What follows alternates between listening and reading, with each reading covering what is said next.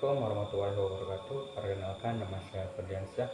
Di sini saya akan menjelaskan artificial neural network, yang mana kelompok saya terdiri dari anggota Fariyatul Jannah, Muhammad Faruk.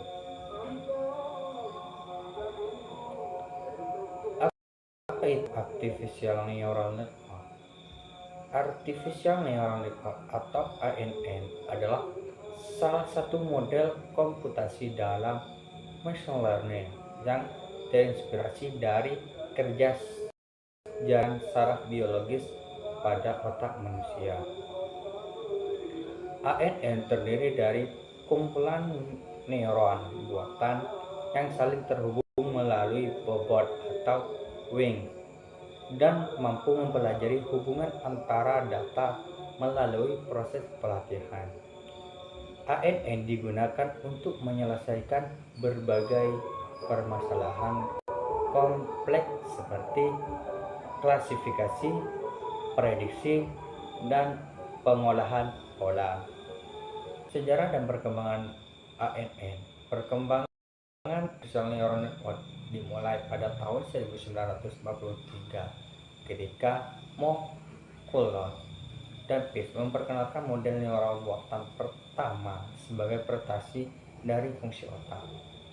Pada tahun 1958, Frankie Roosevelt mengembangkan perceptron, yaitu model jaringan saraf pertama yang mampu belajar. Namun, keterbatasan model ini baru diatasi setelah penemuan algoritma backpropagation pada tahun 1986 oleh Rumhard, Hitton, dan William yang memungkinkan pelatihan jaringan dengan banyak lapisan. Sejak tahun 2010-an, perkembangan ANN semakin pesat seiring dengan perangkat keras dan ketersediaan data besar. Struktur dasar ANN.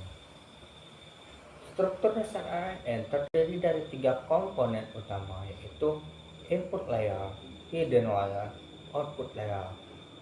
Input layer menerima data mentah dari luar yang kemudian diteruskan ke satu atau lebih hidden layer untuk diproses. Sedangkan hidden layer merupakan bagian utama yang melakukan transformasi data menggunakan bobot dan fungsi aktivasi. Dan output layer yang menghasilkan hasil akhir seperti klasifikasi atau prediksi. Proses ini memungkinkan untuk memahami kompleks antara variabel input. Cara kerja ANN. Cara kerja ANN dimulai dari pengolahan input.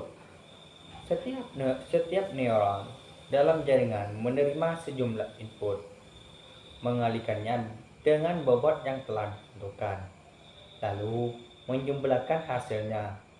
Jumlah ini kemudian dilewatkan ke fungsi aktivasi yang menentukan apakah sinyal akan diteruskan ke neuron berikutnya. Proses ini berlangsung berulang-ulang dari lapisan input hingga output. ANN kemudian menghitung seberapa jauh hasilnya dari target yang diinginkan dan melalui proses latihan, misalnya dengan backpropagation. Bobot-bobot diperbarui agar hasil prediksi semakin akurat.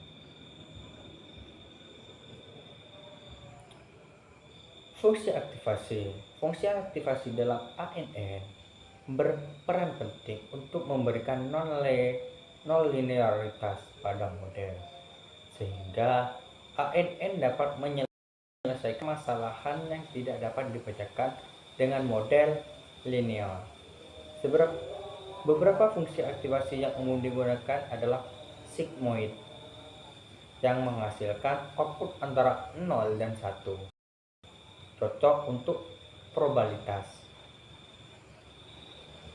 urutan yang dimiliki output antara -1 hingga 1 dan memberikan hasil yang lebih simetris, serta ReLU atau Rectified Linear Connect yang mempercepat proses pelatihan dengan membiarkan nilai positif melewati jaringan dan menghilangkan nilai negatif. ANN dibagi menjadi dua, yaitu nomor 1 feed forward dan yang kedua yaitu back propagation, di mana nomor 1 yaitu feed forward. Dalam proses feed forward, data dari input mengalir ke output melalui jaringan. Setelah hasil diperoleh, ANN membandingkannya dengan nilai target untuk menghitung error. Dan yang kedua yaitu back propagation, di mana pada proses back propagation, error ini dikirim kembali melalui jaringan untuk memperbarui bobot-bobot dengan menggunakan algoritma optimasi seperti gradient descent.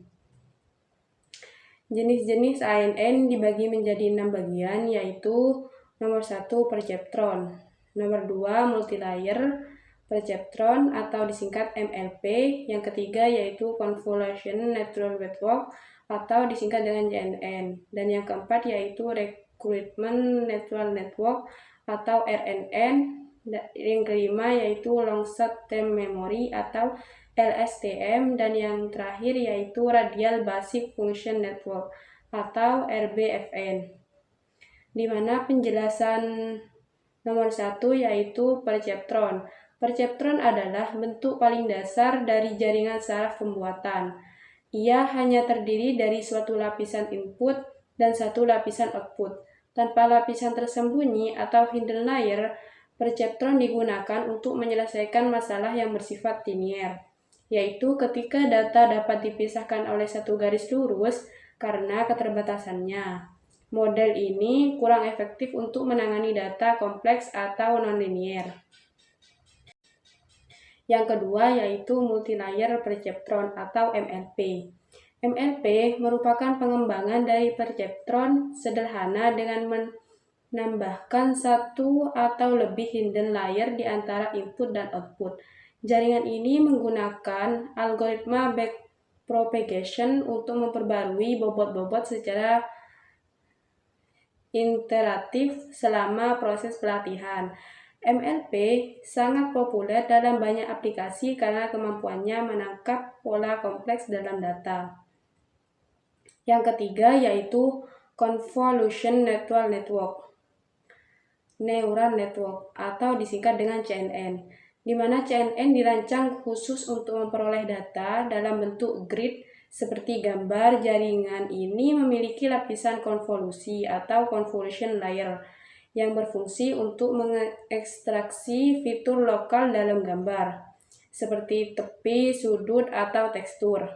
CNN sangat efektif dalam tugas pengenalan citra, mengamplifikasikan objek, serta deteksi wajah dan objek.